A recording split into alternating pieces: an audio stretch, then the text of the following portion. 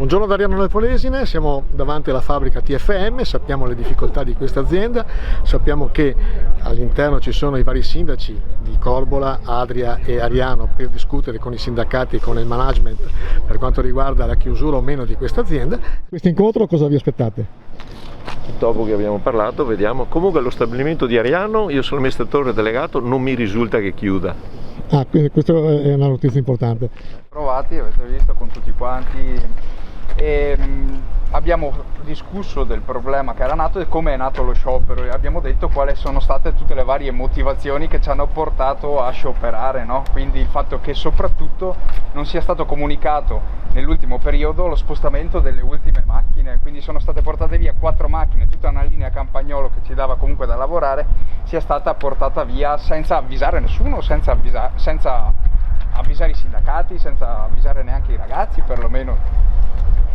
Loro dicono che era pianificato, che l'avevano già deciso e praticamente hanno spostato a Lissaro la linea Campagnolo e assicurano comunque di dare il lavoro a 21 persone che sono i costi diretti con le macchine che ci sono attualmente nel capannone, e riescono a garantire il lavoro fino al 2000, a fine anno, insomma, fino al 2021.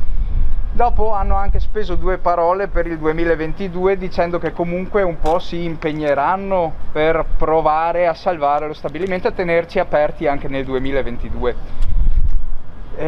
Però navigano nell'incertezza tra la crisi del Covid, il fatto che il motore termico stia andando a morire e verrà soppiantato da quello elettrico, la componentistica automotive quindi è un po' incerta, e varie motivazioni dicono che sono incerti, insomma, sul futuro. Non è che sia una cosa certa, non abbiamo certezza, siamo un po' sempre nell'incertezza. Hanno detto però che fino a fine anno riescono con questi numeri a farci lavorare praticamente tutti, non tutti chiaramente, perché 21 persone che sono i costi diretti lavoreranno sempre.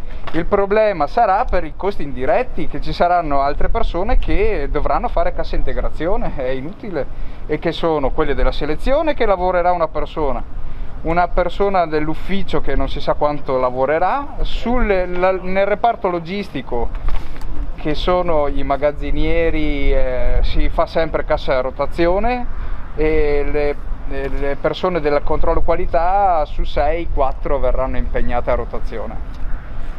E non è che sia cambiato tanto rispetto a prima, diciamo. Cambia niente. Loro hanno presentato questo. Allora ragazzi.